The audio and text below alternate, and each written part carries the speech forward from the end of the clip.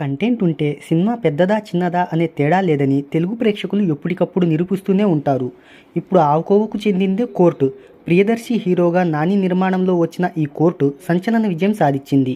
ఈ మూవీ 4వ రోజు కలెక్షన్ల వివరాల్లోకి వెళ్ళబోయే ముందు ఒక చిన్న రిక్వెస్ట్, మన ఛానల్లోని వీడియోస్ చూసి నచ్చితే సబ్స్క్రైబ్ చేసి లైక్ కొట్టి షేర్ చేయండి. సాంకేతిక నిపుణుల రెమ్యునరేషన్తో పాటు ప్రమోషనల్ ఖర్చులు అన్నీ కలుపుకొని ఈ చిత్రాన్ని 10 కోట్ల రూపాయల బడ్జెట్తో హీరో నాని నిర్మించారు. ఈ చిత్రానికి ప్రపంచవ్యాప్తంగా 10 కోట్ల రూపాయల థియేట్రికల్ బిజినెస్ జరిగింది. ఈ మూవీ లాభాల్లోకి రావాలి అంటే 11 కోట్ల రూపాయల షేర్, 22 కోట్ల రూపాయల గ్రాస్ వసూలను రాబట్టాలి. ఈ మూవీ రిలీజ్ అయిన ఫస్ట్ వీకెండ్లోనే 24.4 కోట్ల వసూలను రాబట్టి బ్రేక్ ఈవెన్ ఫార్మాలిటీని కంప్లీట్ చేసి లాభాల్లోకి ఎంటర్ అయింది. ఈ చిత్రం 4వ రోజు 10వ తరగతి పరీక్షల నేపథ్యంలో 3.25 కోట్ల వసూలను రాబట్టింది. ఇప్పటి వరకు ఈ మూవీ 27 కోట్లకు పైగా కలెక్షన్స్ను రాబట్టింది. ఒక్క తెలుగు నుంచే 16 కోట్లకు పైగా గ్రాస్ను రాబట్టింది.